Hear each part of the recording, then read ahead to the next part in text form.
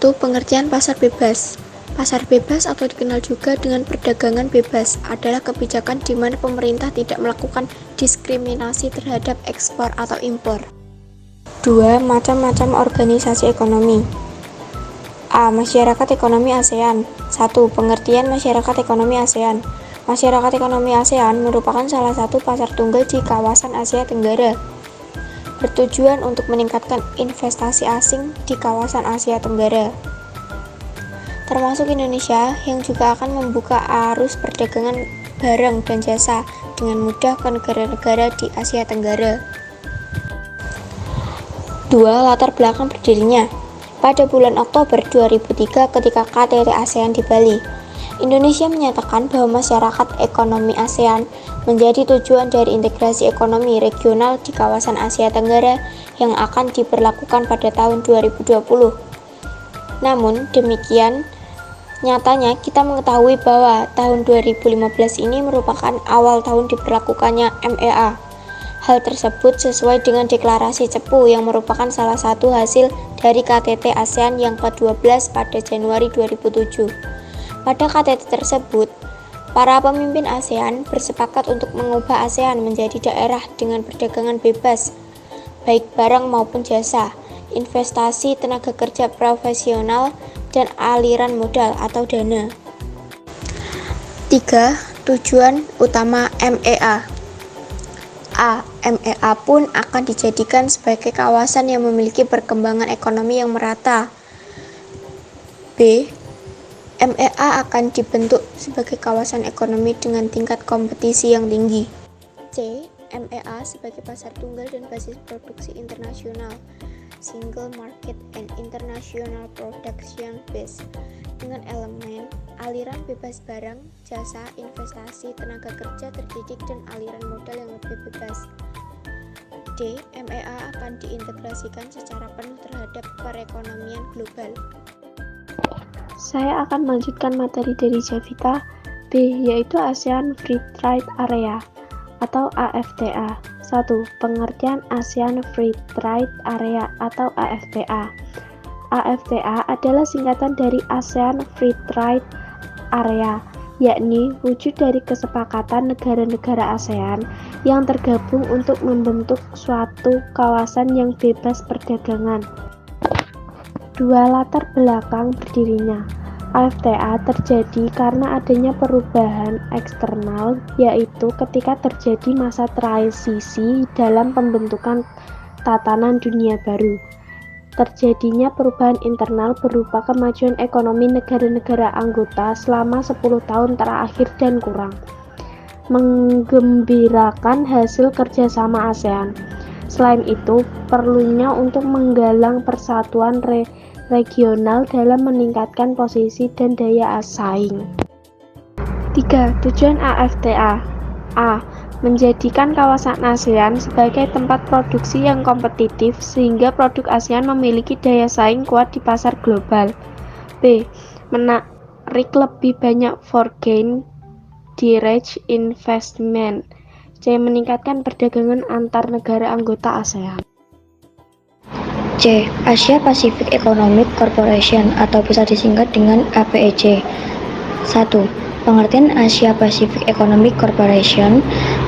APEC adalah kepanjangan dari ASEAN Pacific Economic Corporation, di mana adalah sebuah organisasi kerjasama ekonomi regional yang ada pada kawasan Asia Pasifik. 2. Latar belakang berdirinya.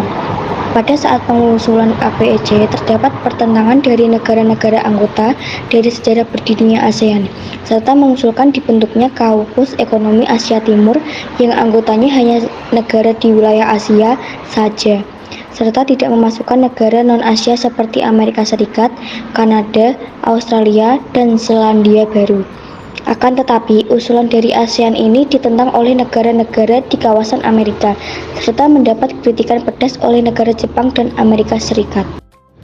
Tujuan APEC. A. Mendorong pertumbuhan ekonomi. Tujuan utama APEC yaitu mendorong pertumbuhan ekonomi di kawasan Asia Pasifik sehingga dapat meningkatkan kesejahteraan bagi ekonomi anggota. B.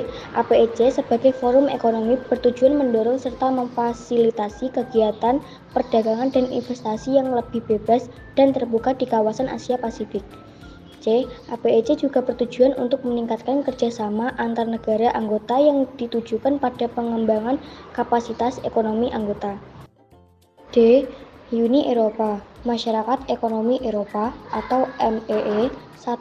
Pengertian Masyarakat Ekonomi Eropa atau MEE, European Economic Community atau EEC, atau Masyarakat Ekonomi Eropa atau MEE, merupakan salah satu bentuk kerjasama regional negara-negara di kawasan Eropa Barat. 2. Latar belakang berdirinya pada tahun 2004. Keanggotaan Uni Eropa berjumlah 25 negara. 10 negara yang menjadi anggota baru Uni Eropa seluruhnya berdiri di wilayah Eropa Timur. Negara anggota Uni Eropa yang baru itu adalah Republik Ceko, Estonia, Hungaria, Latvia, Lituania, Malta, Polandia, Siprus, Republik Slovakia, dan Slovenia.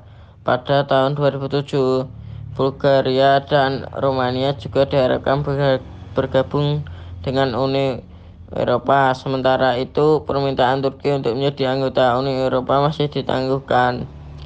Hal itu disebabkan Turki belum melaksanakan perubahan.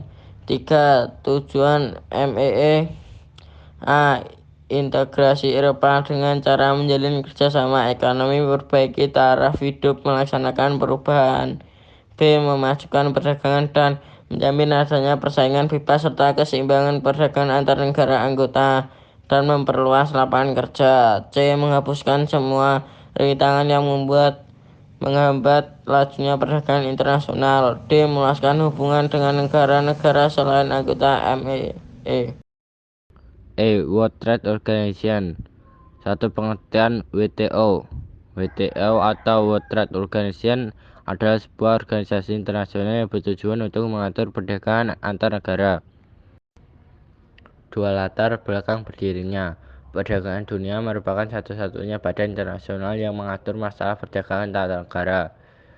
Organisasi ini dibentuk tanggal 1 Januari 1995 untuk menggantikan GATT atau General Agreement on Traffic and Trade.